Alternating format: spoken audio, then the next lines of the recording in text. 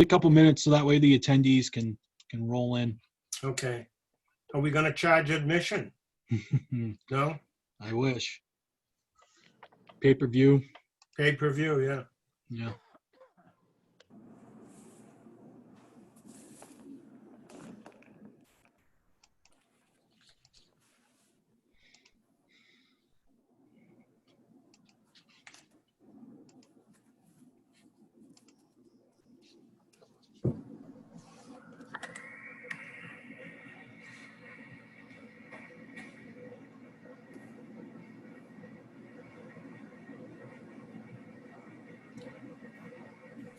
Connor, Yes.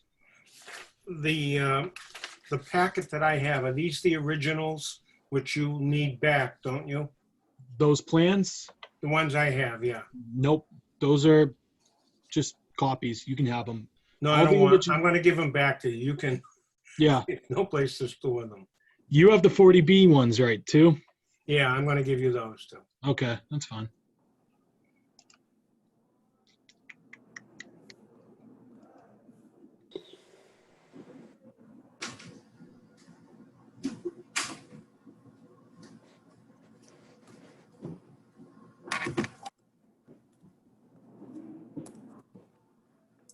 You let me know when you think we're ready. I believe we're ready. Wherever you'd like to start, Mr. Chairman. Okay. I'm going to read the preamble to the zoning board, I guess. Okay. We have an agenda, and the following petitions will be heard by the Zoning Board of Appeals on Monday, August 24th, 2020 at 7 o'clock, and will be conducted remotely via Zoom in accordance with Governor Baker's March 12, 2020 order. Said order suspended the provisions of the open meeting law to promote public health and social distancing. This public hearing will be conducted in an open, publicly accessible place. Instead, public access to the hearing and deliberations will be achieved by adequate alternative means that allow the public to follow the proceeding in a third-party communication technology that is readily accessible to the public via the internet and telephone. And then it gives us the link below, which suggests that if you want to join the webinar, you click on the link. Mm. The telephone dial number is 1-312-626-6799. The webinar ID is 880-6777-5935. 5935. We have several new petitions, and we have one carried over from last month, which we will take up first. And that was the petition of Mark O'Brien. Mr. O'Brien, I believe, is on the web somewhere. He is there, yes. Yes, sir. Are you here? Mr. O'Brien, are you here? Yes, I am. Okay, you don't have video this time? I do. He's there, sir. Okay, I don't see him. Sitting on this petition last month was myself, Mr. Ford, and Mr. McDonough. The alternate was Mr. Walker.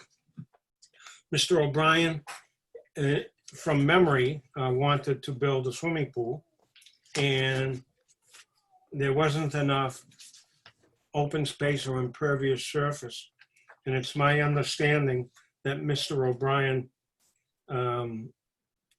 drew up a new plan going from 26% down to 22%. And we suggested a couple of things that may help, which he did do.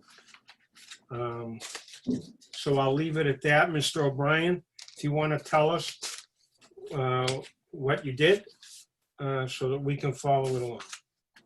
Sure. So based on our last meeting, I followed the recommendations and removed, Can you move closer to the microphone? I'm sorry, can you hear me now? Yes. I removed some of the features as well as shaved down part of the deck to get it down, as you mentioned, to the 22% range. We also did, since the last meeting, complete the dry wells, which I had worked on with Cynthia and Stormwater. So that project also completed. And we also went around with the petition to the neighborhood and gained the signatures of the support of the local neighbors, and 28 signatures from 25 properties. So we're at this point at 22. I brought it down to bring back to the commission for tonight's meeting. Okay. And I'm taking a look at the new plan. Does anybody have any questions of Mr. O'Brien? Mr. Ford? No, sir. Richie, do you? Oh, none. Gary, do you want to say anything? I do not. Thank you.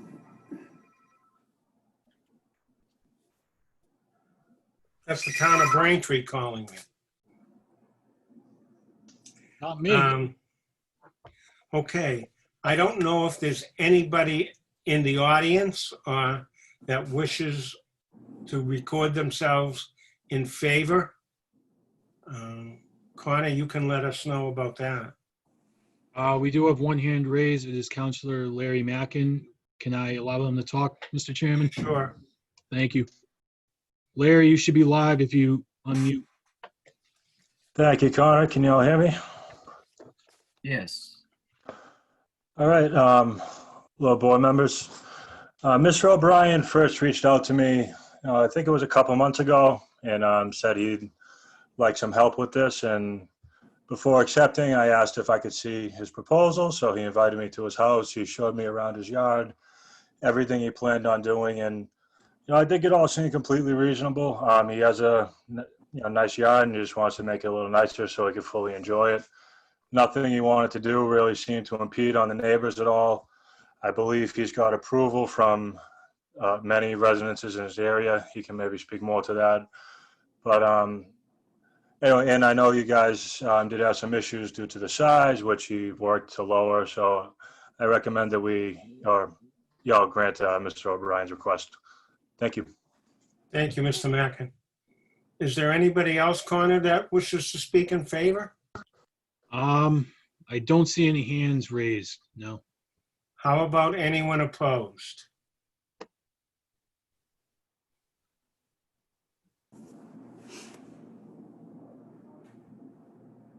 I don't see anyone either, sir. Okay, there being no opposition,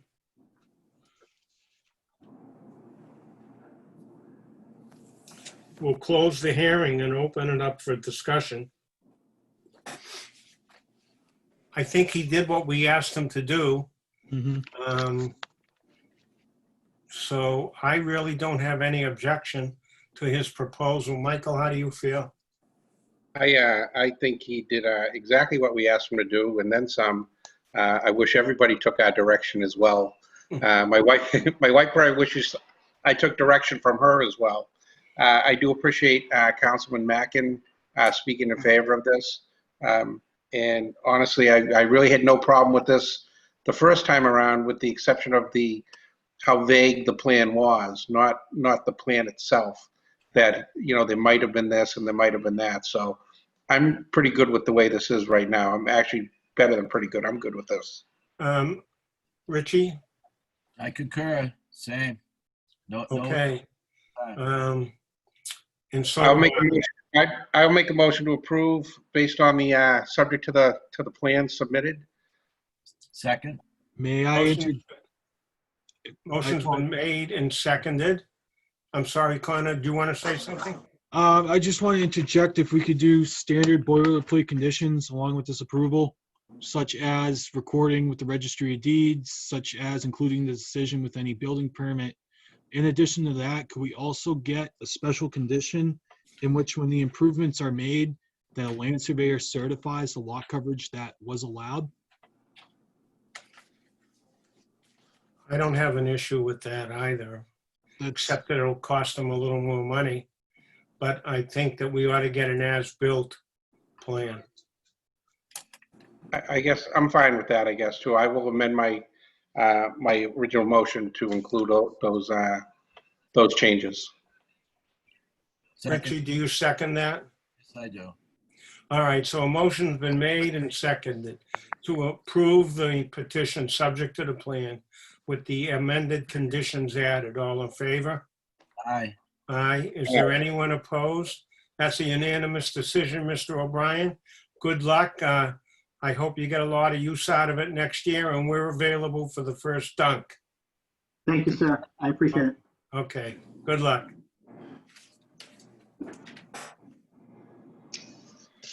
The next new petition is 89 Hobart Street, petition 2011. Gil Mannion, applicant for relief from bylaw requirements under chapter 135-402, 135-403, and 135-701 for the construction of a second-story addition and front porch. The applicant seeks a finding to construct a second-story addition over a non-conforming front yard setback of 18.5 feet, where 20 feet is required. The applicant also seeks a finding to construct a front porch as the applicant proposes to alter the non-conforming front yard setback from 16.6 feet to 10.5 feet. The property is located at 89 Hobart Street, Braintree, Mass, and is zoned Residence B as shown on Assessor's Map 3010 Plot 65 and contains a land area of 7,109 square feet.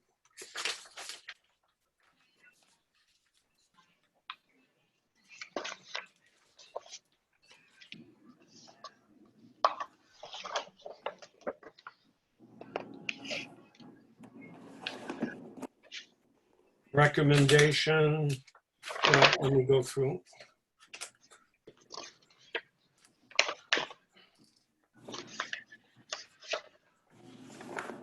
I'm satisfied that the abutters and the abutters to the abutters within 300 feet have been duly notified. Recommendation of the planning board and staff. The planning board endorsed the staff recommendation, which was in essence in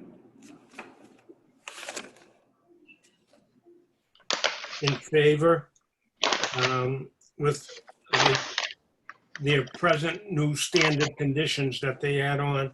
I only have one question on the standard conditions, yes, which I sir. guess we can discuss as we go along, but it says all windows and exterior finish shall be Finishes. designed to match or complement one another. I shouldn't assume anything. I just don't know if we can tell people what kind of a window to put in or what color to paint their house. Mm. I have an issue with that because it's not a cooperative, it's not a condominium with bylaws. You're not wrong. So, but that being said, we can discuss that Okay. after we hear the case. Sitting on this petition will be myself, Mr. Ford, Mr. Walker. The alternate will be Mr. Burke.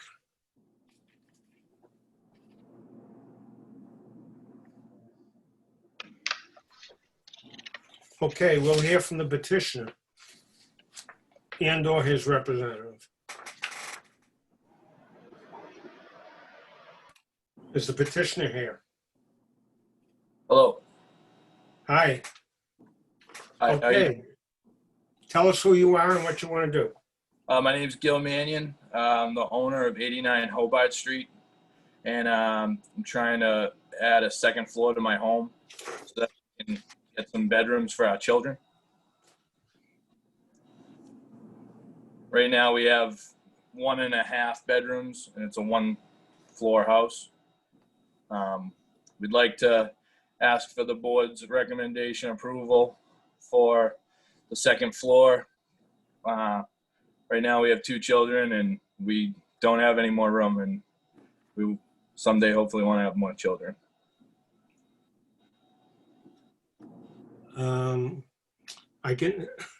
Mike, I'm not saying a word. I can see that one of the issues is the farmer's porch. Okay. Um, The reason that we wanted to put on the farmer's porch is because the 2nd floor that we're adding on is going to be the exact same footprint of the house because of the setbacks that we have on the side, and our lot's non-conforming as it is. And when we go straight up, it's kind of going to be like a block of a house. And we came up with the idea to try to put on a farmer's porch. The house will look, you know, like the houses in town and stick out kind of, you know what I mean? That was our thought process on it. I understand. Okay. Anything else, sir? No, that's it. Any questions? Mike or Gary? I have no questions right now. I have no questions either right now. Thank you. Okay. Is there anyone else in favor, Connor, that you see? I see one hand raised. His name's Michael. I'm going to allow him to talk. 1 second, please. Okay. Mike, if you unmute yourself, you can talk. Okay, very good. Do you have me now? Yes, sir. Very good, thank you. Thank you, Mr. Chairman, members of the board. My name is Michael McGurty. I am a property owner diagonally across the street, and I do not believe the request is unreasonable. It's a wonderful young couple. They bring a lot of nice things to the neighborhood. Their lot is odd. It's shaped. It's sort of on an island. So no matter what they did, everything's a little bit unconforming. So I just wanted to put my support in there as well for his request. And it is a difficult neighborhood to build and make it conforming. So I hope the board sees the same way and lets them do this.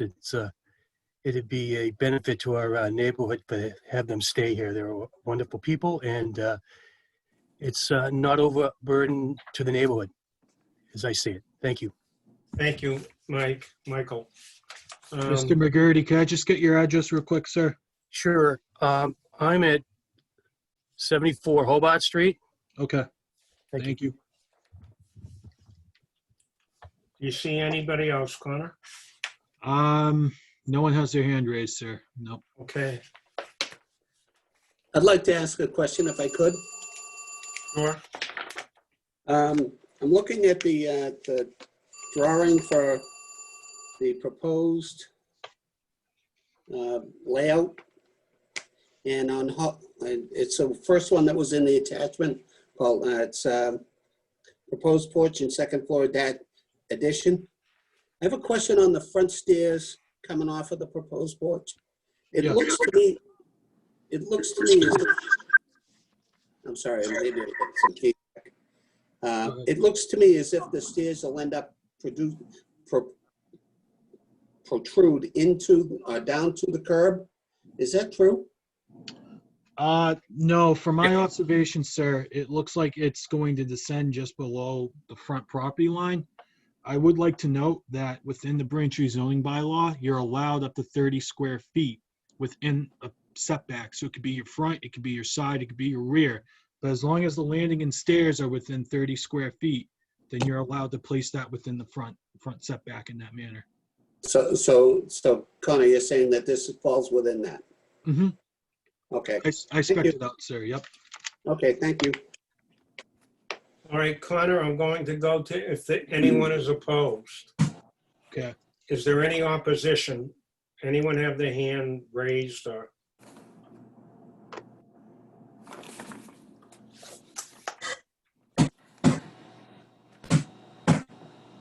Nobody? Nope, I don't see anyone. Okay. We'll close the hearing and open it up for discussion. Mike or Gary? If I may, Mr. Chairman, under the staff recommendations in item 4 on their conditions, you mentioned all windows and exterior finish. I think, why do you feel that's not in our purview to kind of condition on a plan? We don't want things that are objectionable, I guess, being built. I have no problem with that condition. I actually have no problem with even the farmer's porch on this. I'm just curious why you don't like that condition in there. I don't know. When I saw that, it sort of hit me that telling people what kind of a window to put in, whether it's got to be a double hung or a triple hung or a triangular window or a circular window. I don't know. If I was building a house, I wouldn't want anyone to tell me what kind of, unless I was in a co-op or a condo, I wouldn't want anyone to tell me what kind of a window to put in. Look, I assume he's going to make it like the rest of the house. I assume everybody usually does. But that sort of hit me. And I don't know. That was just my take on it. Like, for instance, Mike, that window behind you. If I said, Mike, I think that window ought to be octagonal as opposed to a double hung, I mean, you would tell me to go fly a kite. I just put that window in, and I've been waiting for it for a lot of years, so. But it matches Anyway. your house. I get it. Yes, it does. So I understand what you're saying, but I wouldn't put something in that didn't. And I think if we allowed somebody, if they didn't do something that matched for whatever reason, say they weren't staying in the house and they really didn't like their neighbors and they just wanted to do something that was unordinary. To me, I don't think it's unreasonable to say that they should do something. It's not saying it has to be a specific window. It just says it has to complement or match or complement what's existing. I get it. I mean, look, I have no problem leaving it in. And if someone decides that they don't like it and they want to challenge that one thing and go to court, that's fine. I guess, is he planning on doing, I mean, I'm looking at the No, plan. I don't think so. According to the plan, no. They're fairly standard windows to a 2-story colonial. They're not. So I guess, Connor, then, I guess asking you, why would we add that condition? Because you don't want to approve something that's going to say what they design is going to alter the character of the neighborhood. Because you are making a finding that what they're proposing is not substantially more detrimental to the neighborhood than what currently exists. If they get approval for an addition and they're putting up, this, that, and the other thing, is that really keeping in character with the neighborhood? And in addition to that, we've also seen additions throughout town, and you can drive through town and see these additions where, all right, they have all this vinyl siding, and then they got this addition, and they couldn't either find the same vinyl siding that was put on there back in 1980, 1990. So now they're either going to cedar shingle or they're using a different kind of siding. At that point, it gets it doesn't look the same. It's, you see what I'm saying? I understand that, but I'm going to give you, this is not a hypothetical. This is really what happened on one particular house on the Revere Beach Parkway. All the houses were normal colors except one. It was purple and it stuck out like a sore thumb. And not only that, that was a teacher that I had in elementary school that painted her house purple and it stuck out like a sore thumb. But that's the color she wanted and that's what she did. And people would gawk at it, but I get it. So forget I said it for now, but I'm in favor of this man's petition. with the farmer's porch. And if you look at the building plans, whatever windows he's putting in is compatible with the rest of the house. So I just brought it up as a discussion. I can agree with that. And I think as far as the farmer's porch is concerned, and the addition to the house, it's only a betterment to the entire neighborhood over there. And it's a beautiful neighborhood, nice side street. It's kind of tucked away up there. It's if you're ready for a motion, I'm ready to make one. I'm ready. I would make a motion to approve based on the drawings submitted and the plan submitted, with staff's recommendations and conditions as noted. Gary, do you second that? I second that, please. Yep. Thank you, sir. All in favor? Aye. Aye. Anyone opposed? Mr. Mannion, your petition is approved. Good luck. And when you have your first cookout on the farmer's porch, we're available. I heard about the Pearly hot dogs. Oh, you did? Oh, okay. You're all set, sir. Good luck. Mr. Chairman, Thank you very much. sorry to interrupt. Do you mind if we do a roll call vote? No, I don't mind at all. Please, sir. You want me to call the roll? Yes, please, if you don't mind. Okay. Michael Ford, Aye, yes.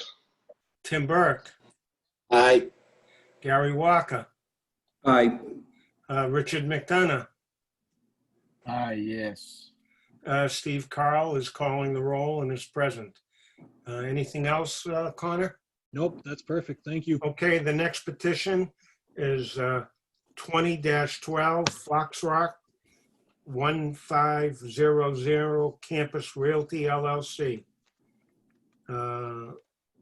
Off Braxton Street, 1500 Washington Street, campus. The applicant, Fox Rock 1500 Campus Realty LLC, is seeking relief to construct an additional ground sign at the corner of Washington Street and Braxton. The applicant seeks a variance in order to construct a ground sign that exceeds the requirements for a ground sign in a residence zone.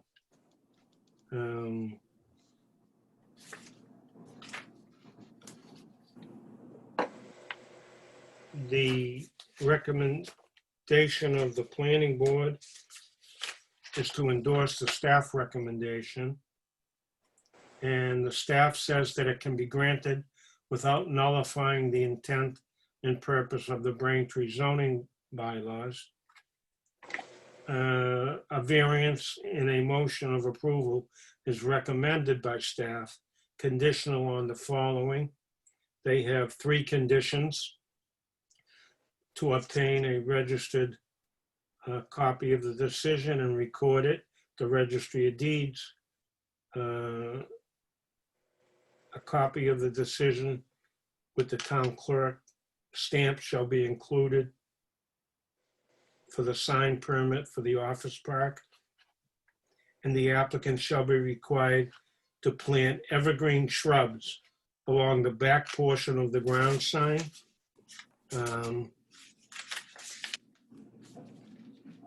So, Mr. Chairman, if I may, sorry to interrupt you, but part of that recommendation is due to the fact, and this was brought up to the planning board meeting, that the applicant's sign is located in Residence B zone, and it's actually directly abutting a residential dwelling. I believe it's a single family, I'm not too sure, but they are abutting a residential dwelling, and staff would like to see some sort of screening to that residential abutter, so that way they are not impacted. Okay, I'm just looking for the certification, and I don't see it attached. Are you About looking? the abutters list? I don't believe I sent you one, sir. I apologize. to you. Okay, so as far as you know, they have been notified in accordance with the bylaw? Correct. Yep. We double check the abutters and we run the list ourselves. So we. Okay, so I'm satisfied that the abutters and the abutters to the abutters within 300 feet have been duly notified. We'll hear from the applicant Fox Rock and/or their representative. I'll strike it. Let me appoint somebody. Sitting on this will be myself, Mr. Ford. Mr. Burke. The alternate will be Mr. McDonough.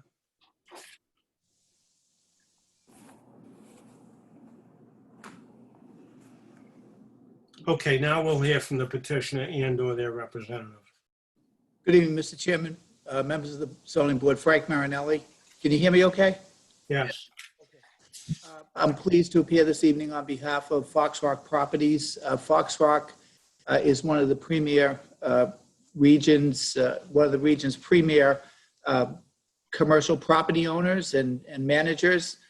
They currently own the Braintree Business Park, which is the subject of this application.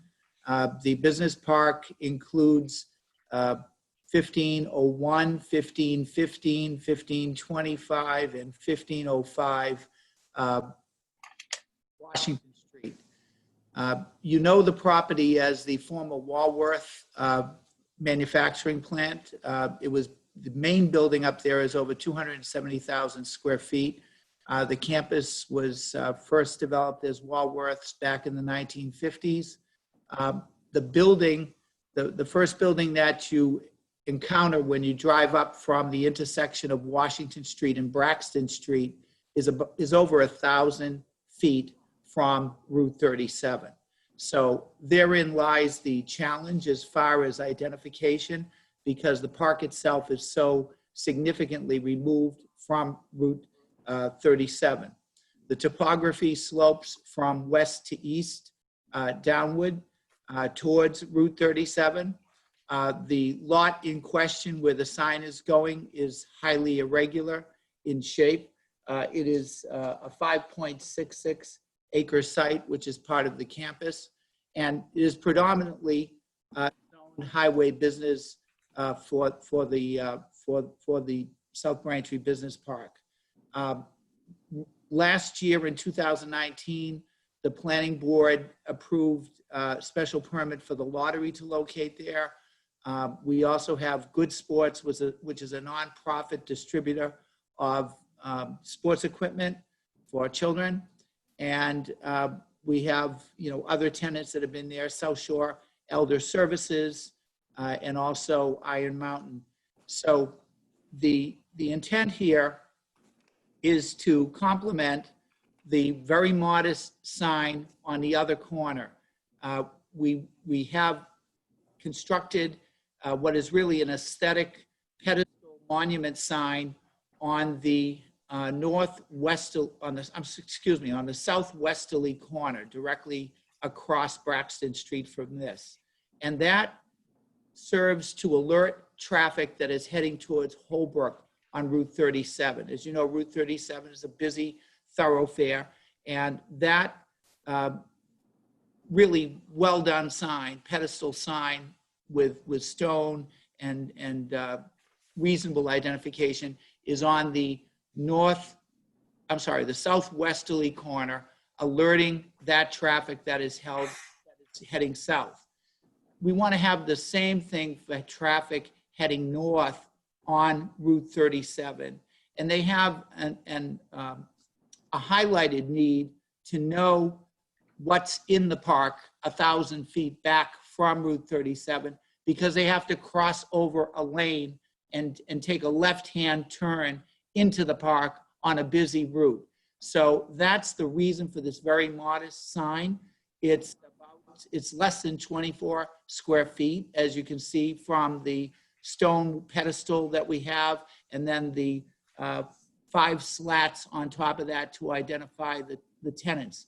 Currently, there is a Thayer Academy sign there, and we have an agreement with Thayer Academy to remove that sign. That existing kind of aluminum sign that's there will come down.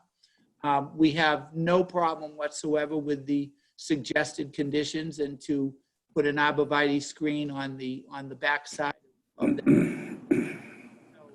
I think that presents the significant facts as far as the need for this sign to capture that traffic predominant coming from the south heading north on 37, to alert them that this is the South Braintree Business Park. These are the tenants that are in there.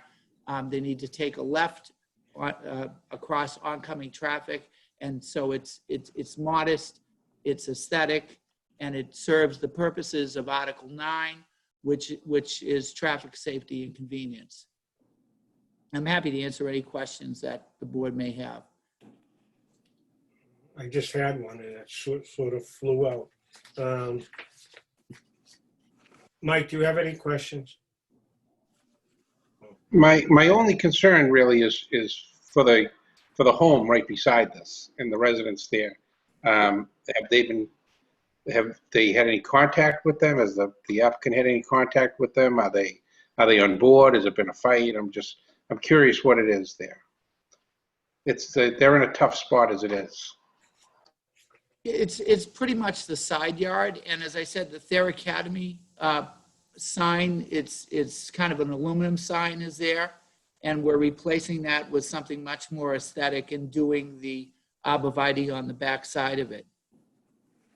So I don't know of there to be any issue, but I don't know that there's been any communication by Foxrock. So Go ahead, Mike. I'm sorry. So was there any effort to make contact with the homeowner there or no? Not that I know of. I think Mark Carroll and Matt Galt from Foxrock were invited to participate in the Zoom hearing. I don't know if they're on the line, but Yeah, Matt's on, Frank. Hi, Matt. How are you? Good. Did we have any contact with that neighbor? We have not as of yet. We're happy to do so and make sure this is okay with them and whatever remedies for, the blocking or the evergreens are in place. Happy to make sure that they're okay with this. If you look at the profile of the sign that's in the record, the sign has a 1 foot 4 inch stone pedestal. 1 foot 4 inches above ground. The footing is shown, so it's really not that imposing at all. It's 6 feet wide. Above that stone pedestal, it's less than 4 feet high. So the entire sign above the pedestal is less than 24 square feet. If you include the pedestal, then it's a few other square feet. But when you look at the bylaw, you can have in a highway business zone, you'll have a secondary sign as long as the total signage is not more than 150 square feet. The park, which is set back 1,000 feet, is highway business zone. And our total signage at the bottom of Braxton Street intersecting with Washington Street, when you include the other traffic heading south on 37, that's about 62 square feet. So this is, that's 62 square feet. This is much smaller, and together they're not even close to the 150 that you would have in a highway business zone. Is this going to be lit? It's going to be internally illuminated. How late will it stay on?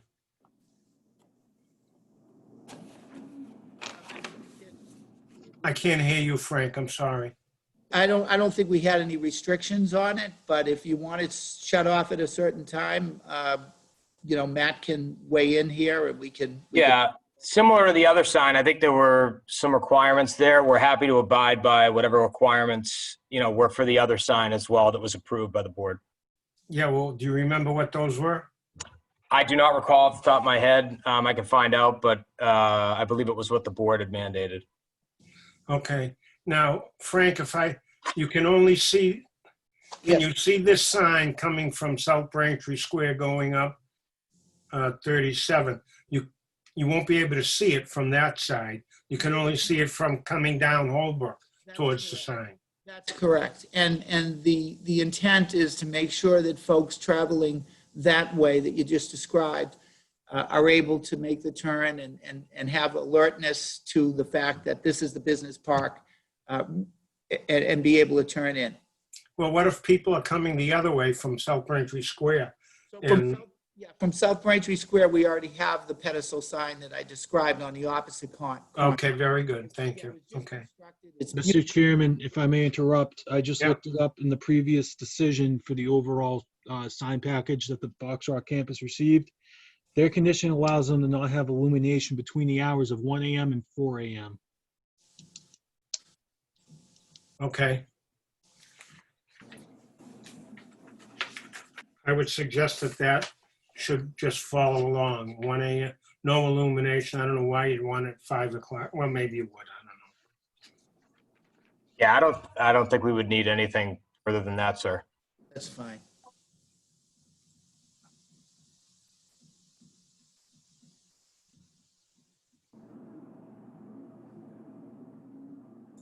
Okay. Mr. Burke, any questions? Tim, any questions? Well, I'm a little concerned that we haven't had any communication with the neighbor on 1445 Washington Street. I believe that's the address. I drove by today and just saw it quickly. I like the idea of they're matching the existing structure, but I'm a little concerned, and I'd like to hear from the neighbor, especially where this is a Residence B. It's not highway business. It's in Residence B, and it abuts the neighbor's property. Well, I know that the neighbor got notice. And we don't, it's really not our job to reach out to the neighbor. They should be reaching out to us after they get notice. I'm sorry. not saying I don't care, but they did get notice. All right. And the last thing, and if they're going to plant those, either a small arborvitae that will cover the backside of the sign. Yeah, I'm sorry, Mr. Chairman Scow. I didn't understand that they had been notified. Oh, they are notified. Okay. All right. Well, if they were notified and there's no comment, then I'll remove that whole comment. Oh, don't take it personal, Tim. I appreciate it. Oh, I'm not. I like the idea that they're making an agreement to remove the Thayer Academy sign. I'm assuming they're going to include that as one of the tenants on the new sign. I'd like to see that incorporated in the conditions that we have. And I'd also like to see if they'd be willing to do something similar on the other side of the driveway and remove the Thayer Academy sign on that side. It'll clean up the whole entrance to the property. So for Mr. Burke, I think that Matt can speak to that, but what we did, Mr. Burke, on the other side was we worked collaboratively with Thayer Academy for that pedestal sign, the nice pedestal sign on the other side. And, you know, they were pretty much a joint applicant with us. They signed and consented to it. And, you know, Matt, maybe you can describe, I don't have, I know Connor has a picture of that in the file that he was just referring to with the condition of no illumination 1 to 4. But that was all worked out collaboratively and really, you know, done with a very modest sign. As I said, 62 square feet, but there is part of that one. Yeah, and part of the agreement was actually that a separate agreement was that because they were on that other sign that was recently approved, they were willing to relinquish the rights to the other sign for the sign that's going up, or we're proposing to go up, excuse me. All right, thank you. Okay. Mike, are you still there? I'm not going anywhere, Steve. Okay. Do you have any questions? Or do you think you want to add anything to this? I don't know. I'm satisfied. Like you said, the resident that's abutting this property has been notified. Kind of, you can lead the horse to water type thing, but so I'm satisfied with that. Fox Rock has had a good reputation with us in town, and I would like to see that keep going. I love to, you know, I'm always kind of pro-business, and anything that can direct people to a business, I'd like to see. So I'm kind of okay with this sign. I really was concerned about the resident, but I can't be more concerned than they are. So they don't seem to be overly concerned, so I'm okay with it. Okay. Is there, Connor, did I ask if there were any hands going up? I did Either not one hear way that. or the other? There are 4 attendees right now, and none of them have their hands up. So, Okay, so that being the case, we'll close the public hearing and open it up for discussion. Would someone like to make a motion to approve the petition, subject to their plan with the conditions that the planning board have added, and also with the condition that the Thayer aluminum sign come down and be incorporated into this new sign? I believe that's what that's what's going to happen, correct, Mr. Marinelli? I don't know that there is even going to be on this sign. Matt, I think it's just our tenants. Is that correct? Oh. No, yeah, as previously described, they're on the sign on the opposite corner. Right. And as part of a separate agreement, they agreed to allow us to remove their sign and put up this sign Okay, again. so then we won't deal with them on this sign. That's the sign. And Correct. Yeah, see, they're That's the on opposite. the far right side. They have a large chunk of that sign that's existing in place. okay, and that the screening in back of this new sign be put up to protect the single-family residents. Did I leave anything out by The Connor illumination, or Tim? the illumination of, The illumination will be, there will be no illumination from 1 a.m. to 4 a.m. and it be internally lit. I think the reason for the variance would be the odd-shaped lot, as well as the topography of this lot. That's correct. Thank you, Mike. Okay, all in favor? Aye, Well, do I hear a second? I'll second it. All in favor? Aye. Aye. Is there anyone opposed? That petition is approved. Thank you, Mr. Merrill. Thank you, Mr. Carroll. Mr. Chairman, can I just get a roll call vote on that, if you don't mind, please? I don't mind. Mr. Ford, Aye. Mr. Burke, Aye, Steve Carl, aye. Perfect. Okay, the next petition is 20-13.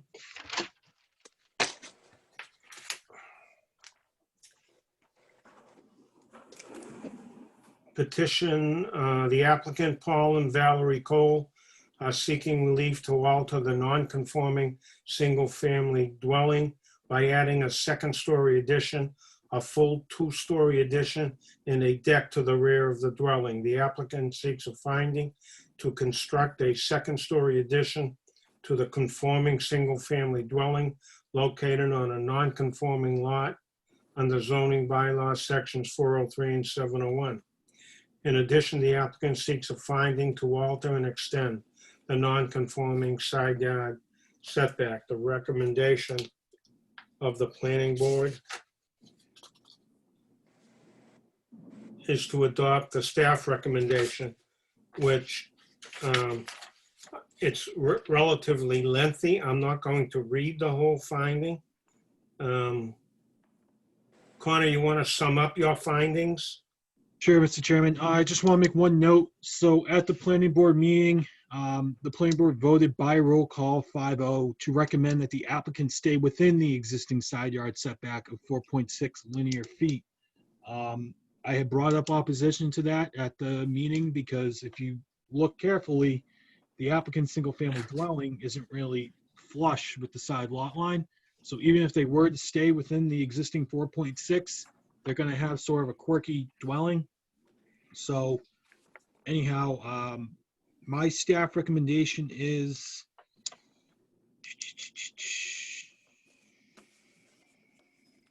that the proposed improvements are in harmony with the existing neighborhood. However, staff would like to note that the applicant could construct this addition by a matter of right to the rear of the dwelling to conform to the rear and side yard setback requirements.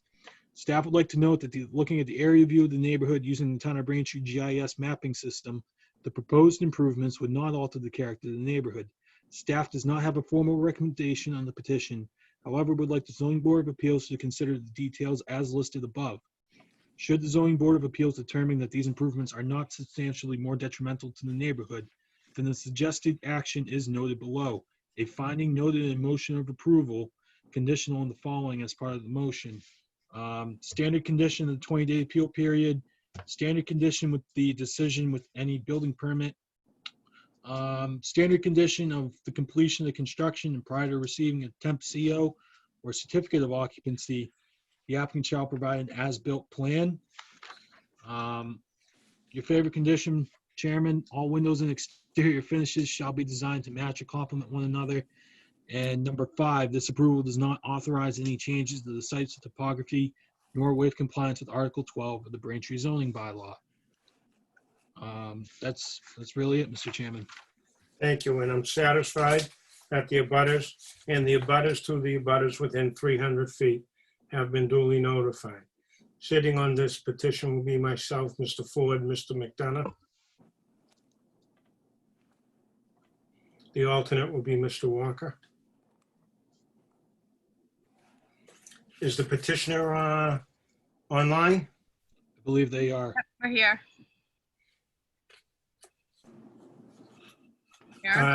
There you are. Hi, Coles. Hi, how are you? Good. Who's going to speak? I will, Valerie. Well, I don't know why I asked. That's the way it always is. You better get used to that, sir. Yep. Okay. Tell us who you are and what you'd like to do. My name is Valerie Cole. This is my husband, Paul. We are looking to convert our existing garage into part of our house, extend our kitchen back, and add a second floor above that. The house right now is 4.6, I believe, and we would just be going straight back. So I think Connor said earlier, our yard kind of goes a little bit more narrow in the back, so we'd have 4.1. So instead of like bumping into our house a little bit, we feel like it would look better for our neighborhood to go straight back. Yeah. Okay. That's it? Yep. If you look at the plan to the members of the board, you will see that their plan, if they go straight back, is in straight line with the existing house. And if they didn't, they would have an indentation in the back of 0.5 feet, 0.5 inches, I believe, which would not, in my opinion, be aesthetically pleasing to the eye. And that's my opinion. And you're following the footprint straight up, correct? Correct. Okay. Is there anything else? That's it. That's it? Yeah. Mr. Cole, do you want to say anything? Nope, that is it. Thank you. Believe me, you said enough. Not at all. I would like to say that we have spoken to our neighbors about it. They are fine with it. We would love to stay in our neighborhood. Paul actually grew up on the street, and we would love to be able to stay if we could make this our forever home. We love the schools, we love our neighbors, we love the town, so this would help us a lot. I drive by the house every day coming home from work. So I know exactly what house it is. Yeah. All right. That being said, Mr. Ford, Mike, any questions? No, I honestly, I think it's unreasonable to think that that they're not going to go straight back to keep the depth the same or the setback the same. You got to stay with the straight line on the side of the house. It's a huge addition. It looks great. My wife is jealous of the walk-in closet, I might add, but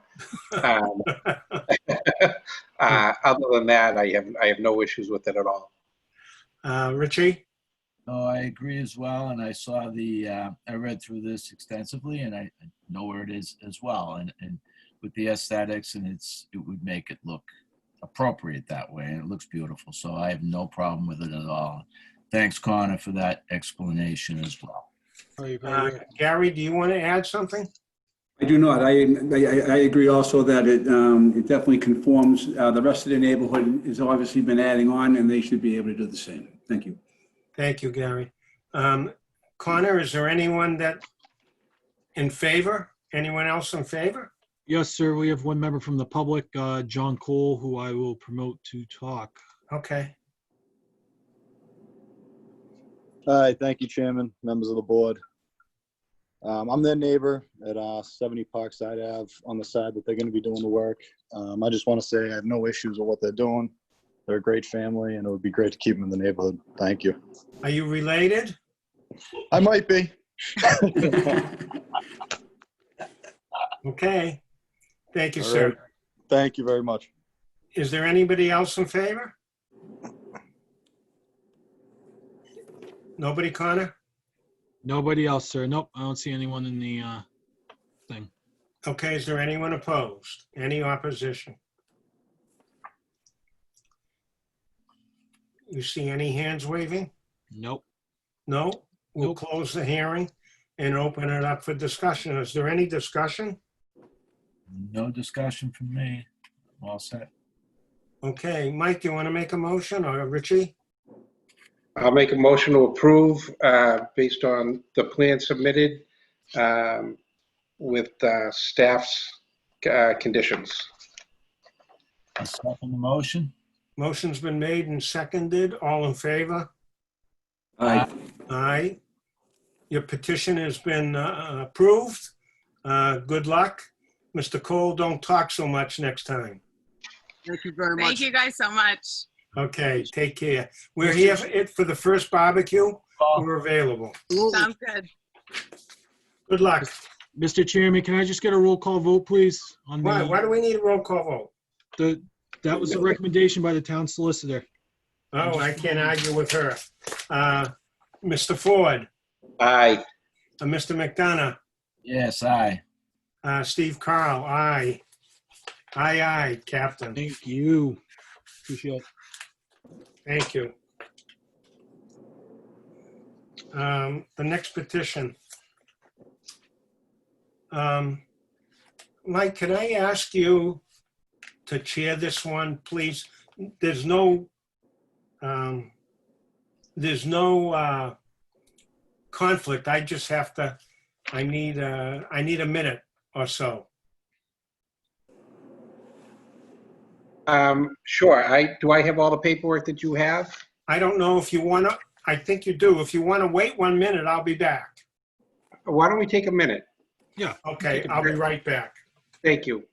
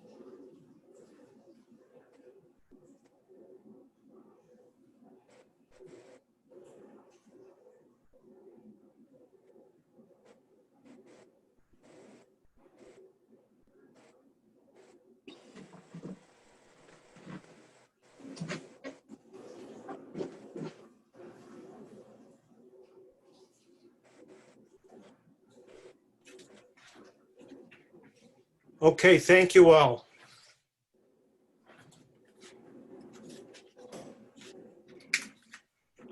Everybody back? Are we missing Connor?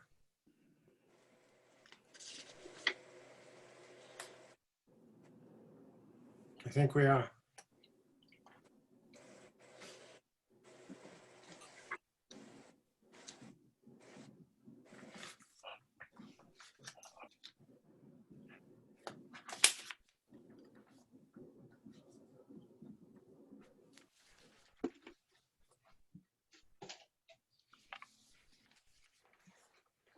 Well, I guess we can start without Connor.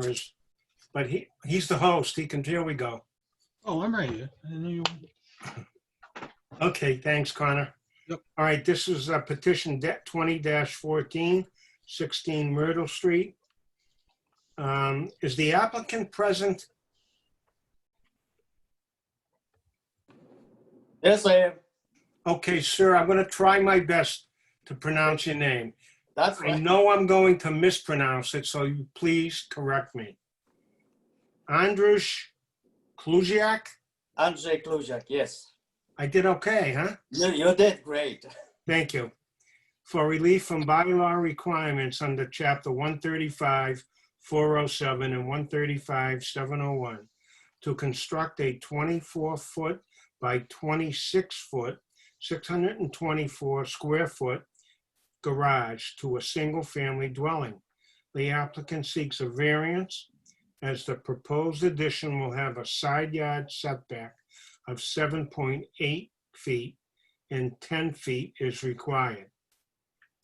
The property is located at 16 Myrtle Street, Braintree, in a zone residence B as shown on Assessors Map 2001 Plot 8B and contains a land area of 9,177 square feet. The recommendation of the staff, the recommendation of the planning board is to endorse the staff recommendation, who recommended denial. Basically, they're saying that if you built it a little smaller by 2 feet by 4 inches, you wouldn't need our permission, and that you're creating your own hardship. Sitting on this petition is myself, Mr. Ford, Mr. Walker. The alternate will be Mr. Burke. I'm satisfied that the abutters and the abutters to the abutters within 300 feet have been duly notified. We'll hear from Mr. Kluziak. Yes, sir. Good evening. My name is Andrzej Kluzak. Like I said, I'm on 16 Myrtle Street. That's why I'd like to build the garage, attached to the garage, like 24 by 26. Anything that's smaller than this is not practical for us and for me, because I am the owner also another property, commercial, like a rental property. I need a pickup truck, and I'm intending to buy a huge full-size pickup truck. And then my wife, she have a SUV, which basically 2 big cars, they're not gonna fit in the smaller than 24 feet garage. Right now we have about 24 feet, about 24 feet wide driveway. And basically it's so small that 2 cars, our cars, basically when we open up the doors, they touch each other. And then the other reason that the hardship, like we both, my wife and I, over 60s, and we elderly. And especially during the winter storms, winter time, we always have a problem with the removal of the snow, because I cannot use the snow blower because I cannot navigate between the cars. And the only way we have to shovel ourselves. That means it's really hard to us, even when we're getting older and older every year. And then like last year, I slipped, I little bit bended myself, and I was hurt for like a week or so, but I wanna avoid that. That's the reason I wanna attach the garage to the house and keep the snowblower inside the garage, that we can just, during the storms, I can open the doors and just go through it with my snowblower. The other thing what I can mention, I also talked to my neighbors, both of them, actually 3 of them, and they so excited for us that we're gonna build the garage, because not only we're gonna bring the value of the house up, and the same time we're gonna bring the neighborhood up, The only house on our street is our house, which we don't have a garage.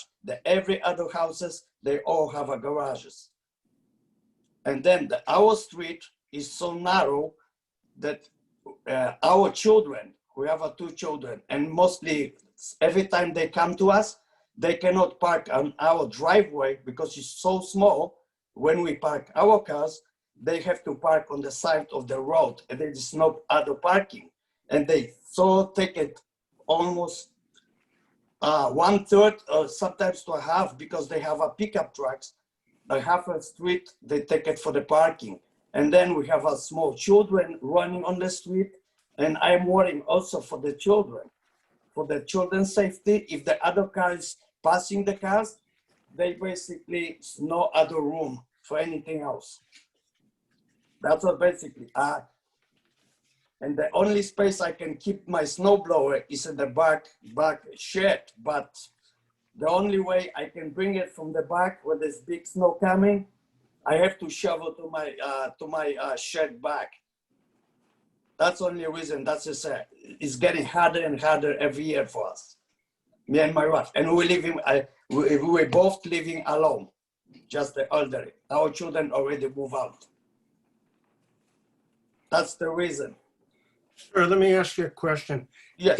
If the garage was 2 feet smaller, you couldn't keep the snow blower in between your truck and your wife's SUV? Is basically is giving, if I build 22 feet, 2 feet smaller, that means between the cars I'm gonna have like 3 feet, because from the house I have to leave it at least 1 foot from the house, step to the garage. That means we cannot park it, that we're losing on the side already about 2 feet. Okay, and then that means leaving like 2 feet. The pickup truck is like 7 foot. 2 cars for 7 foot is 14 feet plus 2, 16. And leaving between the cars maybe 3 feet only, because you're not gonna park directly to the side of the garage. You're not gonna touch. You have to leave it at least 2 feet from the side. I wish you would tell my wife that, because my snowblower is in between our 2 cars, and I get a squeeze to get out. But right, that's when, because right now I have a smaller car, SUVs. We have both SUVs, and then on that driveway what we have right now is not enough space for us. I have to park different ways than my wife to be able to open up the doors. If we both park in the garage, that means if we both open up the doors, that's going to be impossible, in my opinion. Well, you may have to squeeze a little. I hope I did mention that the abutters notice was sent out to the abutters, and the abutters were duly within 300 feet, were duly notified. We do have a letter from the people at 6 Myrtle Street. Yes, that's my neighbor, sir.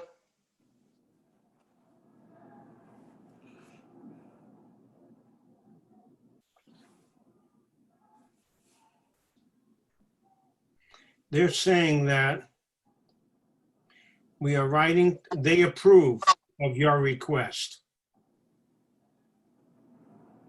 They approve of your request.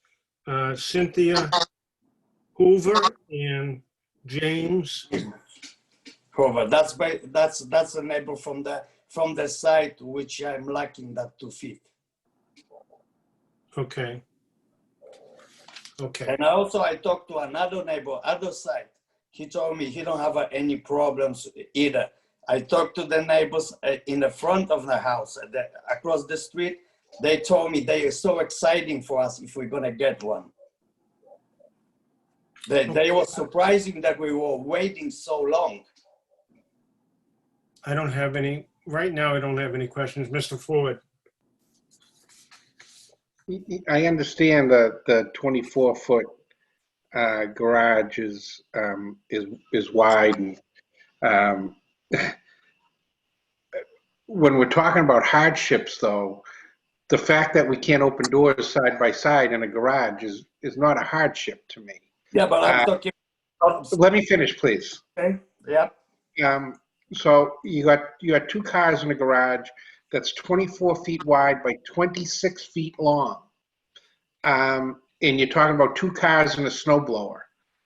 I don't see there's a hardship here. I don't see you're creating your own hardship by making this 24 feet wide. If it were 22 feet wide, there's plenty of room for a snow blower in that garage, 22 feet by 26 feet. I just don't understand, I understand that you're over 60 years old and you have two big cars and a snow blower. And I just don't understand how that equals a hardship to grant that you need to have this 24 feet when 22 feet gets you a garage that is compliant. That's where I'm at. Because when you back out, you have to have a doors, and you have probably you're gonna live on the right side, each side about 2 feet. And then when you back up straight to the garage, you're not gonna be parking close to the side. From the house, from the step of the house, that's gonna be 2 feet losing right away.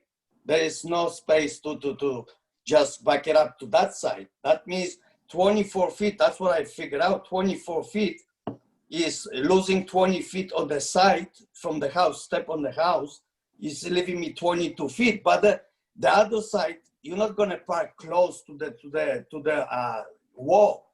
You have to leave at least 2 feet, at least. That means it's giving 18 feet, 4 feet, 24, 20 feet, and then 2 cars 7 feet wide, at least 7 foot. That is giving me like 14, 18, 16, 4 or 5 feet between the cars. Are you having a door from the garage to the house? On the side, yes. Yeah. That's what I'm thinking, to put the garage on the side of the house where there's the door right now. Sure, that's what I deal with every winter. My garage is,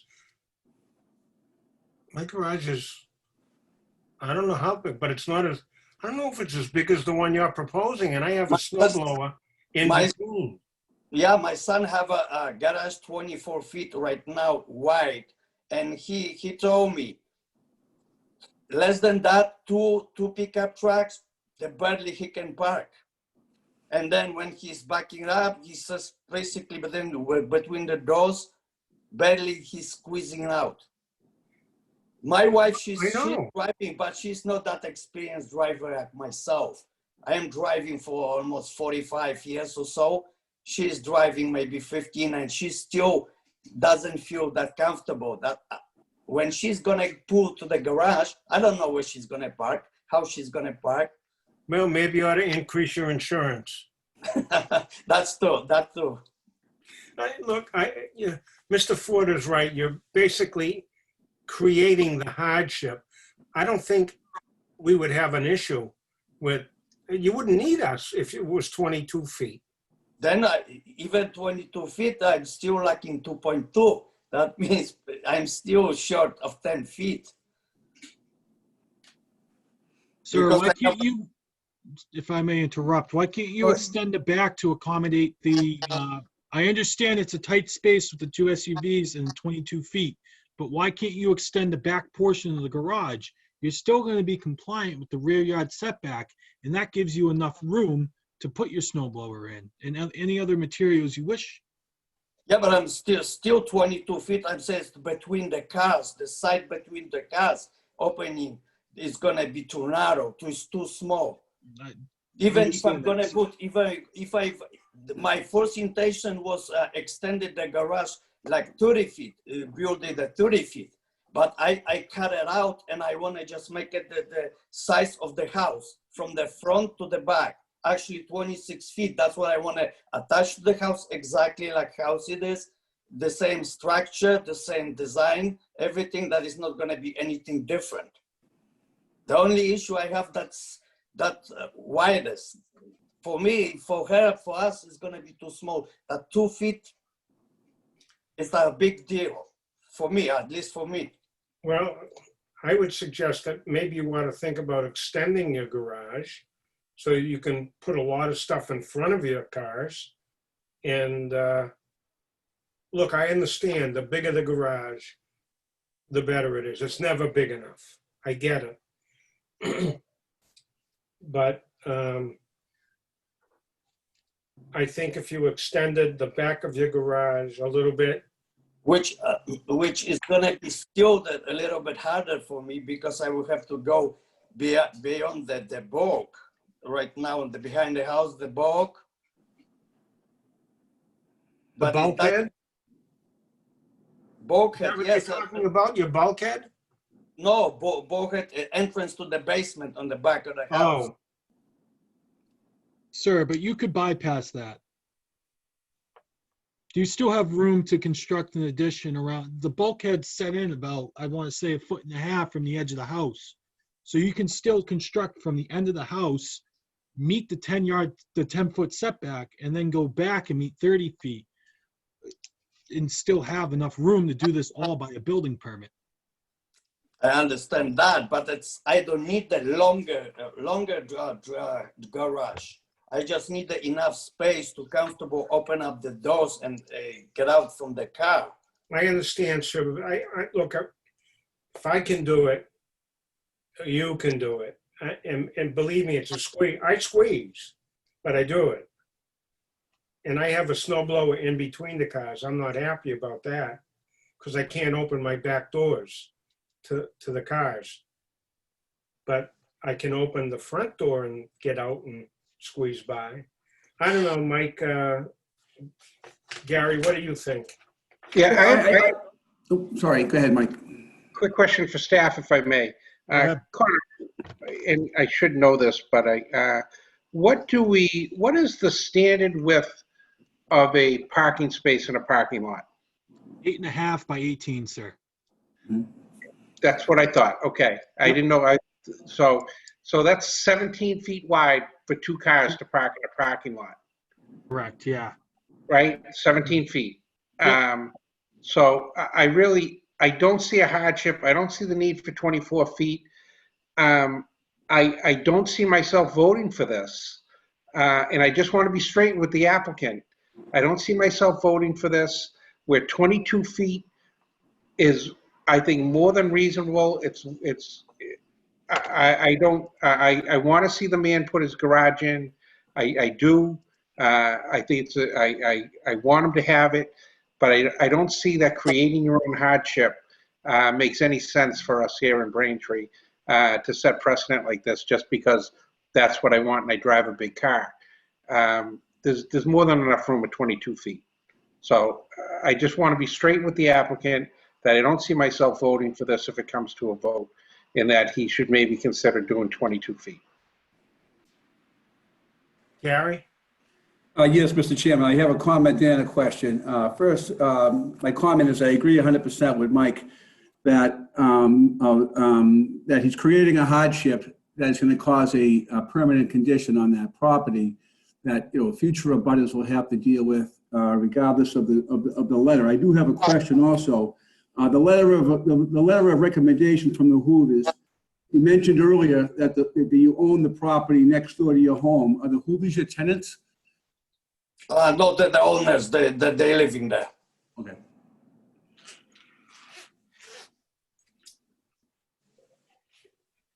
Mr. Klusiak? Yes. I am in concurrence with Mr. Ford. I have no problem with 22 feet, and you can go as far back as you want within your rear yard setback, but I don't think you're creating the issue by making it 24, and I get it. I know you want to, if I could, I would like to add 2 feet to my garage too, because I could use the room in the middle as well. Let me ask a question. The question is, because suggestion is to go with 22 feet. If I'm gonna go 2 feet, I'm still be lacking like a 0.2 feet. You'd be lacking 4 inches. Oh, okay. That means I can go to, if I change my plans, can I go directly to, for the permit, or I have to reapply again for the zoning board to You have to approve? draw a new map, a new plan. Right, I understand that. And Could I advise, Mr. Chairman? if that's okay? So if you were to shrink it by 2 feet, you would still need relief on the front yard, the side yard setback up at the front. So you get the 2, you'll be at 9.8. You'd still have to receive relief from the board, but you are covered by the legal ad, number one, because it's less than what we advertised for. And number two, we would need a new set of plans, a new plot plan and a new architectural set. And when you submit those, I'm assuming it would be taken up at the next meeting, but I will let the board dictate that. I'll give you an option, Mr. Klusiak.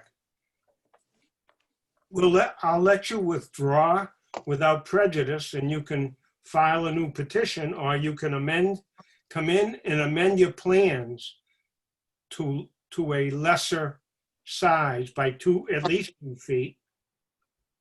And you can go back further, and that'll save you re-advertisement and so, maybe perhaps some money, but you'll need new plans.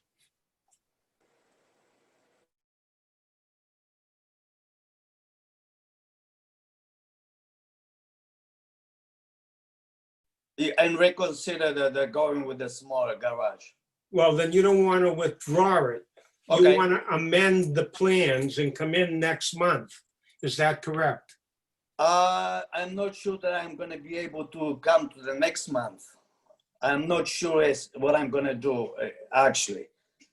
That means if you decline me right now, if you reject my application right now, I understand I cannot reapply for another 2 years? Correct. So I'll let you withdraw without prejudice, which means that you can reapply. Okay, I would like to have that. You want to withdraw without prejudice. Yes. You don't want to amend your plans and save some money. For now, I don't know what I'm gonna do. If I'm not gonna get approved, I have to rethink it at the 22 feet, because I was going with the 22 feet in my head over and over and over. And I said, I try it, but if I cannot have it, I don't know if I'm gonna go again with the plans and with the building the garage. If I cannot, myself and the person, if I cannot have it what I would like to have it, then I give up and just live like I was living for past 10 years. If I have to shovel, I shovel. That's me. Seriously, that's that kind of person I am. If we talk about 2 feet here and there, okay. Well, it's your decision, sir. Yeah, because of spending thousands of dollars to build the garage and dealing, and then when I build it and I'm gonna be unhappy because it's gonna be too small for me on the white, that's what's the point. Well, your wife will be happy. No, she won't. She's gonna be happy not to have it, because she said, I'm gonna cover her side door and the sun, because right now she have a sun from the side, from the west. If I build the garage, she wasn't happy. I said, no, you're gonna cover, we're gonna be dark. I tried to accommodate her that at least she doesn't have to shovel the snow or cleaning the cars in the morning during the winter. That's my point. What would you like to do? You tell us. We'll do it. If you want to amend your plans, fine. If you want to withdraw without prejudice, that's okay too. Yeah, I withdraw without the prejudice. All right, Connor, do we need something in writing? Mr., if you don't mind just emailing me, you have my email address, sir, correct? Yes, I do. Do you mind just emailing me saying, at the August 24th meeting, I requested to withdraw without prejudice? Okay. And that's all I need from you, sir. Okay, so the petitioner has requested that he be allowed to withdraw without prejudice. I guess we need a roll call vote. Mr. Ford, Aye. Mr. Walker, Aye. Steve Carl, aye. All right, sir, good luck, whatever you do, good luck. Thank you.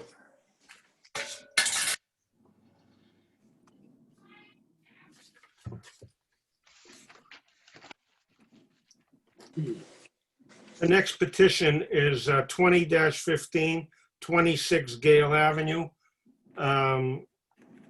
Eddie May, Hi, sir. How are you? Mr. May? I'm here speaking. Oh, hi. Mike, this one I do have to recuse. Sir, I'm a neighbor of yours. I live up the street on Rita Road. Oh, which is you are? about a 20-second walk down the street. Oh, So nice. I know your property. It's a beautiful piece of property. You keep it up very well, but I do have to recuse myself. So, Mike, I'm putting it in your capable hands. You spring these things on me, Steve. Okay. Connor, if you can walk me through this. Am I reading the proposal here? Correct, sir. Yes, the legal ad as stated on the agenda. Petition 20-15, 26 Gale Avenue. Eddie May, applicant for relief from bylaw requirements under Chapter 135-402, 135-403, and 135-701 to extend the rear deck attached to the single-family dwelling. The applicant seeks a finding to alter the non-conforming rear yard setback from 13.6 feet to 10.2 feet, where 30 feet is required. The property is located at 26 Gale Avenue, Braintree, Mass. 02184, and is zoned Residence B as shown on Assessors Map 2041, Plot 6, and contains a land area of 15,767 square feet. I do not have an abutters list, Connor. Can we attest that abutters were notified? I can attest that abutters to abutters, and abutters within 300 feet have been notified. Thank you. We will hear from the applicant.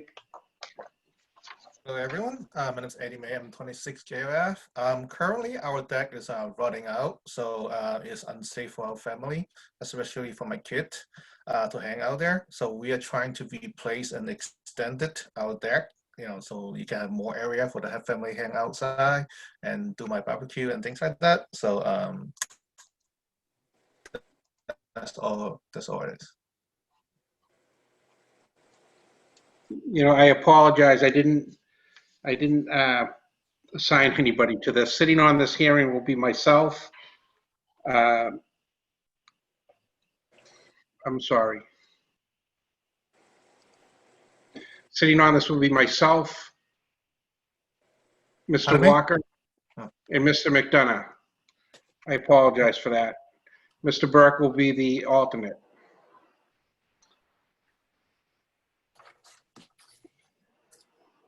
Does anybody have anything to say here? I do not. Look, pretty straightforward to me.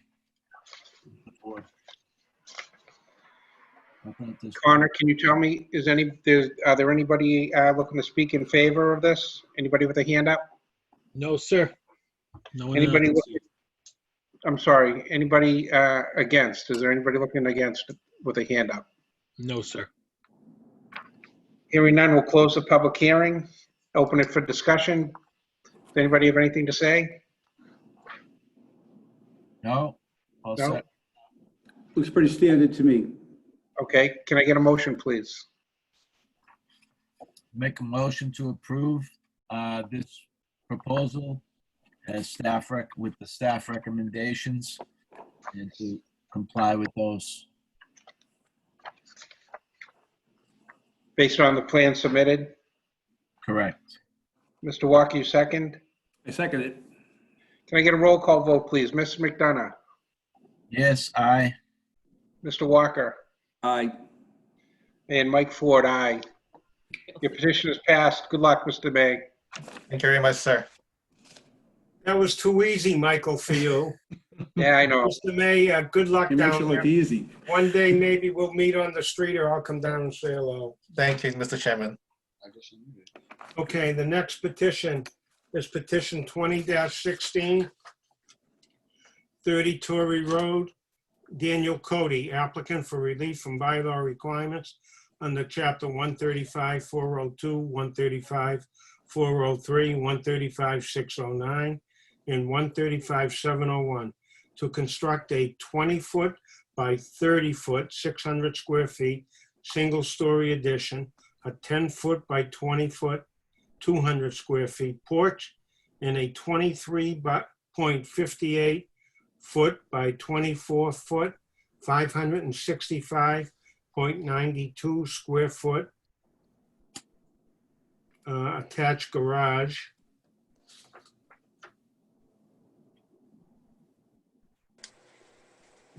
I was just trying to compare the garage with the one we just had.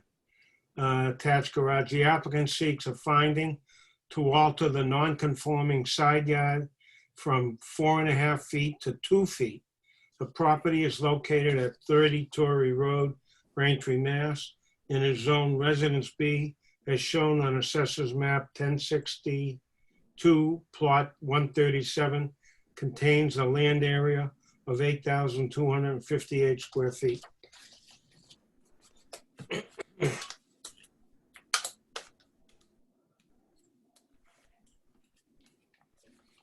Recommendation of the planning board.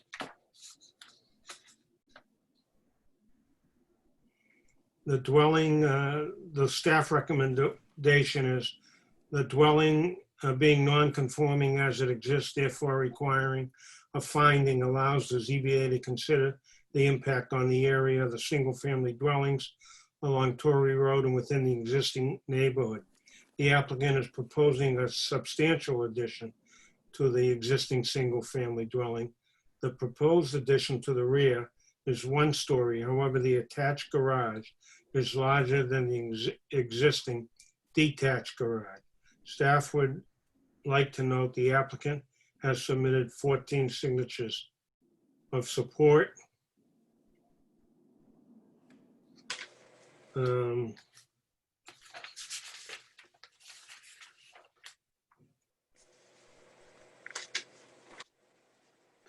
Is the staff in favor or not in favor, or in the middle? Mr. Chairman, if I may just briefly give a kind of synopsis of what's happened since the planning board meeting.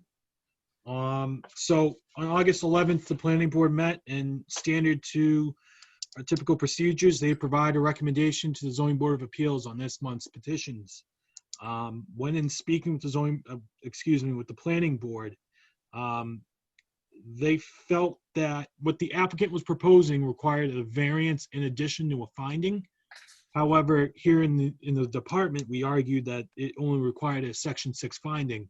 The planning board didn't agree with us, therefore they made a recommendation to seek an opinion from the assistant town solicitor regarding this application.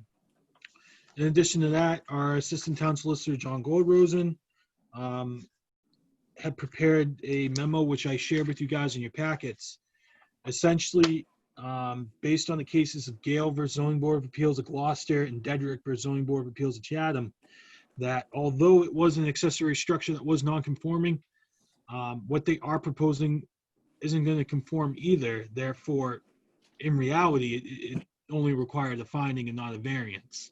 Where in a typical situation, if there was no accessory structure that currently existed, it would require a variance because they're creating the new nonconformity. But in reality, they're swapping one nonconformity for another, and it requires a Section 6 finding rather than the variance itself. Actually, Mr. Cody, the applicant, will probably tell you that I originally advised him to seek a variance. And within the department, and speaking with our assistant director, Ms. Santucci, as well as our director, Christine Stickney, we had discussed that this required a finding and not a variance. Mr. Cody came in, edited his application, and we advertised as a finding. My recommendation ultimately is approval, granted the board finds that this project is not substantially more detrimental to the neighborhood. than what currently exists. That being said, I have recommended these standard conditions when it comes to new construction and alterations. Okay, I do have letters, a petition with names on it, which I am not going to read in total. However, it is on file.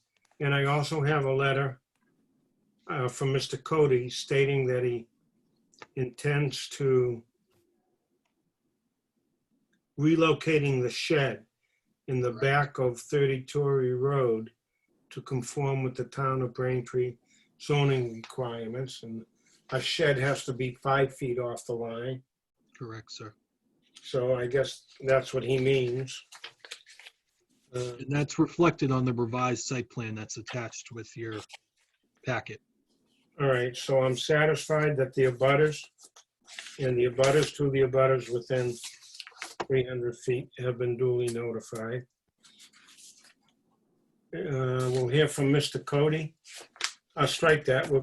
I'm going to assign members to sit. Sitting on this petition will be myself, Mr. Ford, Mr. McDonough. The alternate will be Mr. Walker. We'll hear from Mr. Cody and/or his representative. Thank you, Mr. Chairman, members of the committee. So I'm a lifelong resident of Braintree, and my wife and I moved in this house 23 years ago, and we have 4 children. And what we would like to do would be to make this a generational home for our family. So we propose to put this addition coming straight off the back, and the garage would be located in place of where there's a detached 2-car garage. So that's where the 4.5 feet to the 2 feet go. The nonconformity on what would be the east side. So we just, as far as the 10-foot deck, you'll see on the noted revised stamp plan, we removed the 10-foot by 20-foot deck off of the project as well. So we're just looking for a finding that would allow us to put the 30 by 20 and the attached garage off it under the premise that we're keeping the straight line. It's in conformity with the neighborhood. And really the garage is the new thing, but it's gonna sit where the existing garage is located already. So is your proposed new garage larger than your existing one? Yes, sir. By how much? The existing's a 1-car, and we're proposing to put a 2-car in it. So, but it's gonna grow towards the house, not towards the neighbor, not towards the property line. I don't have the dimension of the original. The front to back is the same.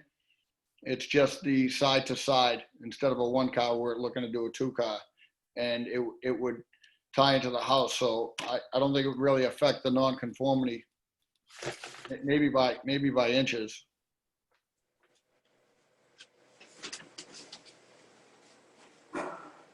So your garage, looking at your house from Torrey Road, is on the left side? Yes, sir. And I have a plan that says existing garage. Yep. And I'm looking to see. There were 2 plans, sir. One was existing conditions. That is the larger plan. And then there is a smaller plan about yay big, 11 by 17, that shows the proposed addition. It should be either at the back of your packet or within. Got it. Got it? Yeah, now I got it. Well, you excuse me, I have to get a magnifying glass. I feel your pain. No, you don't.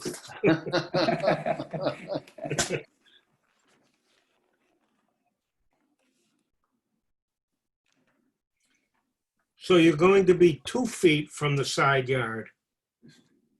Correct. In your present garage, that wall will remain where it is?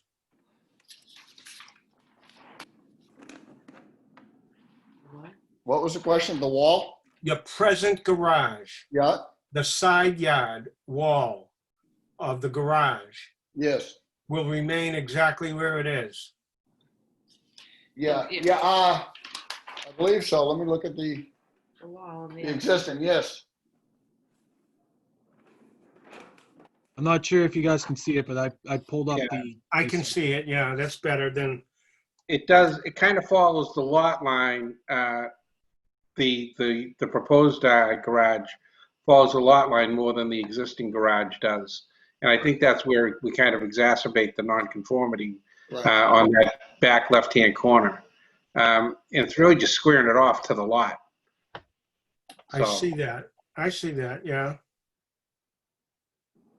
So it'll be 2.1 on the back end and 2 on the front end, the garage. Correct. But it's, I mean, that wall is remaining just where the present wall is. Oh, Am I correct? it'll be a new wall. No, I don't, I mean, Yeah. as far as the width from the side yard. Essentially, it looks like it might be like an inch off or whatever, but. I mean, is it going to be any closer? It does change. There's definitely a change to it. It's If just you see the dotted line on the inside, Is the, yes, okay. kind of cheats in a little bit off the Yeah. back corner. So Yeah, they're gonna be square- squaring that squares it off. out. Yeah.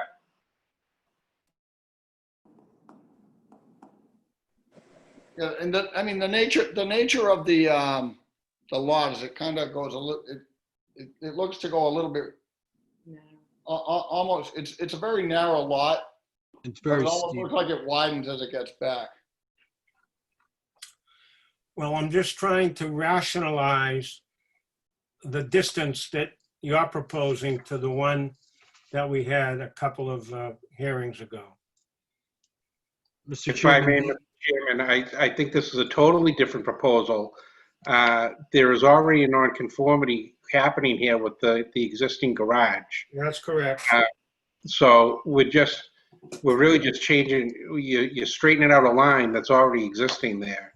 The setback nonconformity is already there, whereas the applicant that we denied earlier was proposing something totally new. Yeah. Right. Got it. Mr. Chairman, if I may add one quick comment. Yes.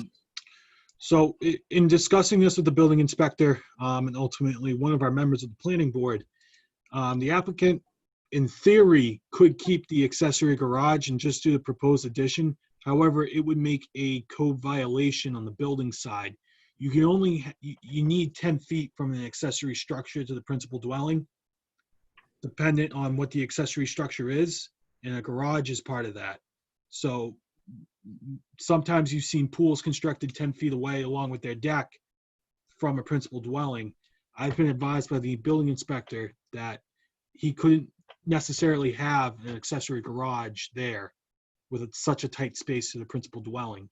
So when in preparing a staff recommendation, I looked at this and I said, there's no way you can really separate the two to keep them compliant and such. So in looking, I mean, it is a one-story addition off the back.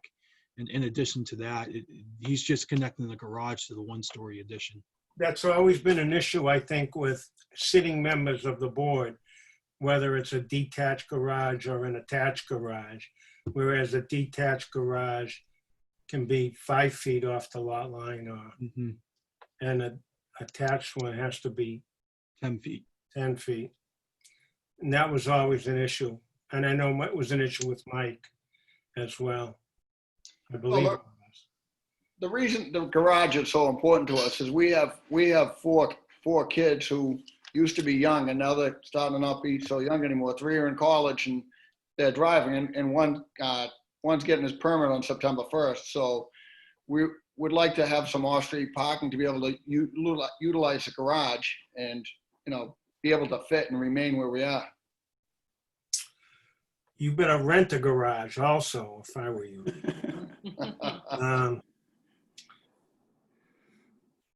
Okay. I don't think I have any further questions. Michael, do you? No, I don't. And I think that if we needed to, not that we do, I understand we just need a finding, but I would have no problem with the variance on this, even if it would need it, but I know we don't. I think what they're doing here is cleaning up an existing nonconformity and bringing it in line with the rest of the house in the addition. I'm good with this. Richie, Agree with Member Ford. Gary? I agree. And just to make a comment, I'm very familiar with this neighborhood. As I grew up down the street, I spent a lot of time in that neighborhood growing up. I know a lot of the abutters to Mr. Cody and Mrs. Cody. They're held in very high regard, and I know that their neighbors are very much in favor of what they're trying to do. Kim, do you want to say anything? No, I'm good. Thanks. Okay. Is there anyone, Connor, that is waving their hand in favor? I don't see anyone in favor, sir. Is there anyone that's waving their hand in opposition? I don't see that either, sir. There being no opposition and nobody else in favor, we'll close the public portion of the hearing and open it up for discussion. Any discussion or a motion? No discussion.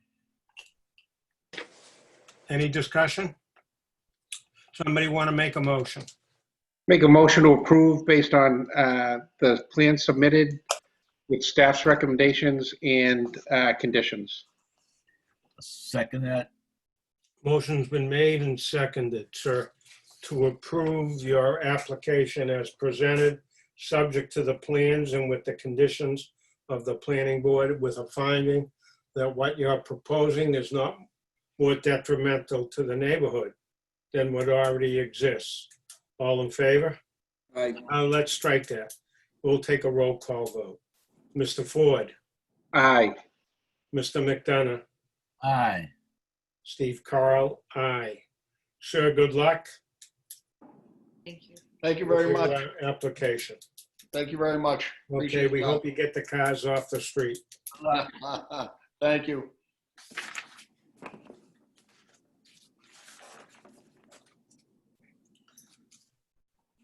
Petition 20-17, 39 Howie Road. Is this the last petition, I believe? Yes, sir.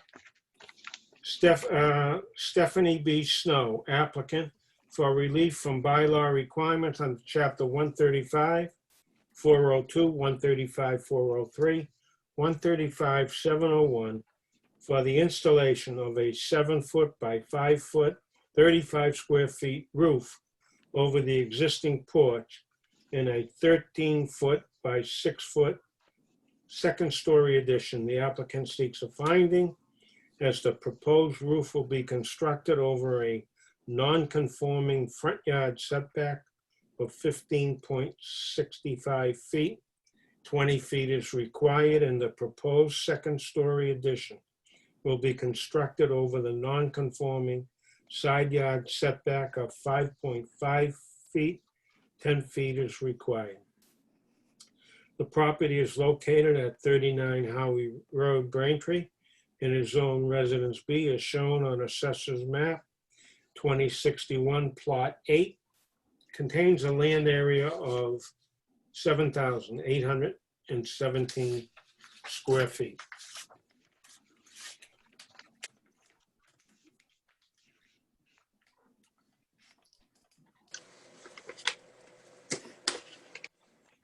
The planning board endorsed the staff recommendation.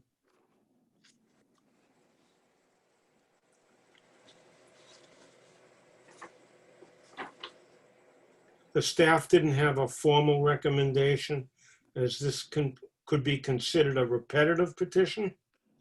You want to explain, Connor, please? Correct, sir. There is some minor history of this petition. The applicant did seek approval in 2016, ZBA case 16-39. The applicant was granted relief to demolish an existing attached 25.8 foot by 13 foot, 1-story, 1-car garage and construct a 36.8 foot by 13 foot, 1-car garage with living space above. I'm not sure if members of this board recall, and this had transpired when I've actually first started with the town, the applicant then sort of constructed the addition as it was approved, and ultimately they kind of wanted a different look. People do that sometimes, and that's totally reasonable. However, they went past their approval and they never sought proper relief for it.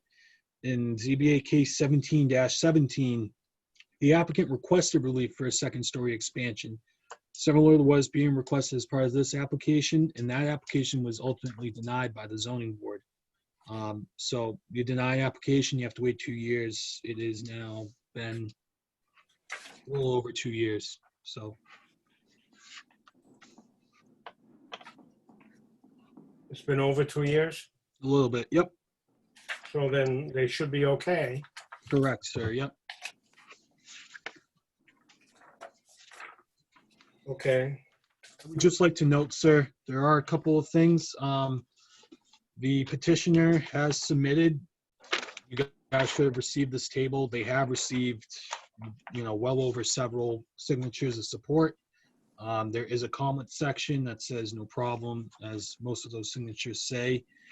Their attorney, Ms. Corona, did submit an updated list, and unfortunately I didn't get that to you guys in time, but that was added to the public record in the file, so I would like that reflected.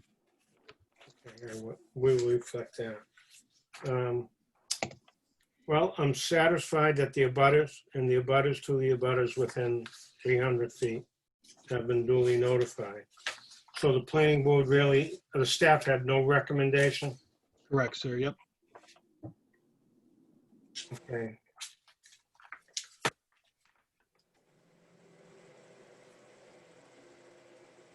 Sitting on this petition will be myself, Mr. Ford, Mr. Walker,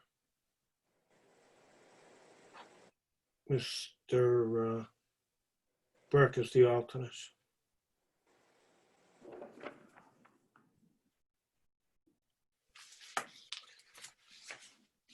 We'll hear from the petitioner and/or their representative.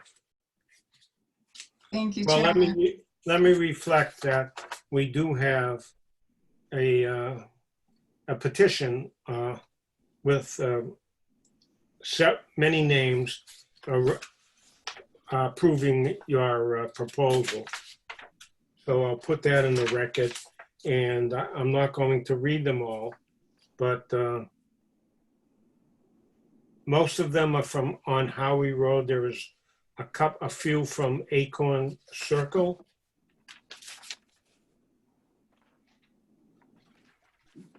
And I'll leave it at that. They're on file at the planning office. Okay, tell us who you are and what's going on. Thank you, Chairman and the board. My name's Kim Crowa. Just to note also, I do sit on the Conservation Commission for the town, but there's no wetlands jurisdiction involved in this project. You sit on this Conservation Commission? Yes. Get out. I'm kidding. Go right ahead. Thank you for your time. As Mr. Murphy had said, we're here on two somewhat small requests as far as this non-conforming structure is concerned. Back in 2016, as Mr. Murphy explained, the applicant did some modifications to her house. One of the modifications is essentially what she's seeking approval for now. It was beyond the scope of the approval. She came back into the board to get sort of post-construction approval of that change. She was denied, and a large part of that was a concern about setting a precedent as far as other people doing work that was beyond the scope of authority. So she got denied. She took down the extra part of the addition, and she's been living with that it's been about 3 years since it was denied. So she's always liked the way that that addition looked and the extra space that it gave her in her office. It's about 117 square foot addition on the second floor, and it's a cover over her patio just to provide some rain cover when she's coming in and out of the door. She did talk to a lot of her neighbors. We submitted the list and then an updated list this morning from some of her weekend conversations with the neighbors signing off that they didn't have a problem with the application. So the entire work is inside of the footprint of the existing building. The addition is all on the inside of the footprint. There's a 2-foot cantilever that sticks off that's removable, but it sticks off the front. But that's, there's a provision in the bylaw that allows a balcony such as this would be considered. And so we're just asking for a finding that there's no new nonconformity, or that it's substantially not more detrimental to the neighborhood, that it's not substantially more detrimental. And during the time of the 3 years, there's been at least three other houses that have gone up substantially. So there's a lot of larger houses in the neighborhood than there were last time Mrs. Snow came before the board. Connor, may I just ask you, because the old gray mare, she ain't what she used to be, if you could put the plan on the screen, because I find it, maybe my lighting isn't that good in my office, but rather than pull out a magnifying glass, I'm wondering if you could put it on the screen. Absolutely.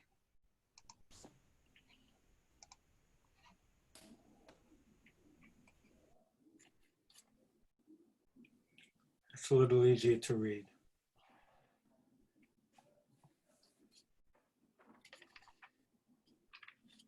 So it's going off the back of the house, Council? No, off the front right here. Where it says 8.4? Where it says, so driveway, and then if you follow that back, it's 13 feet across and 19 feet back. It's a shaded part. There's existing garage, and then it comes off between existing garage and driveway. I see it. I see it. Okay. Mike, any questions?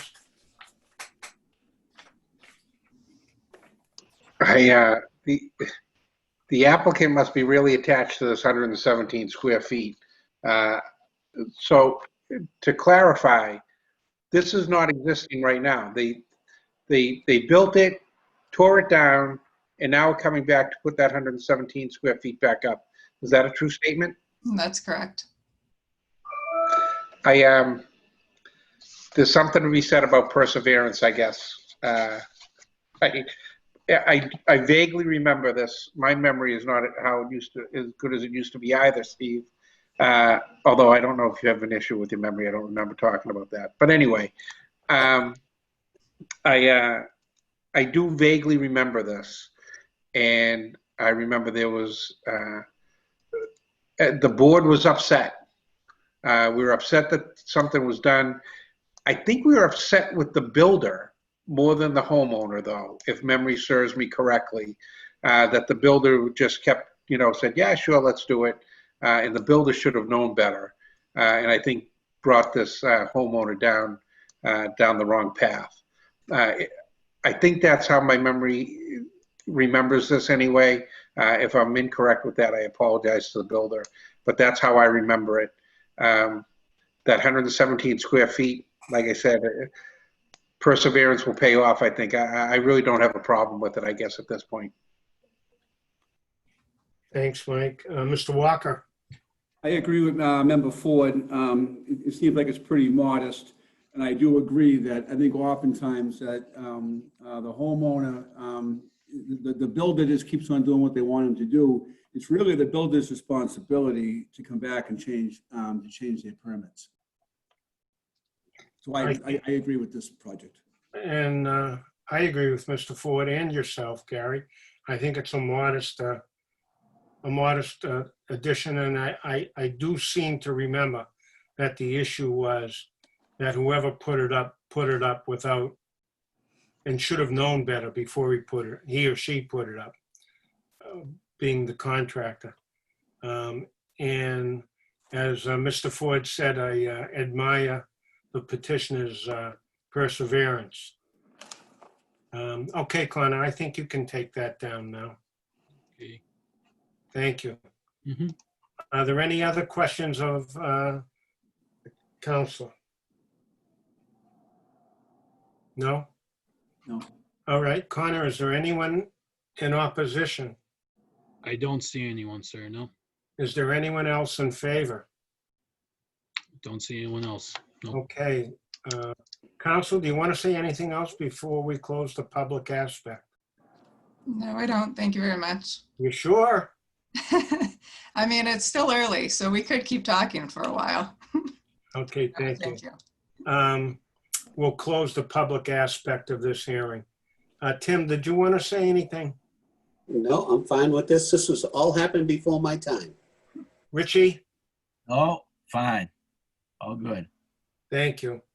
Okay, then we'll close the public aspect and open it up for discussion. Is there any further discussion among the board? Not for me.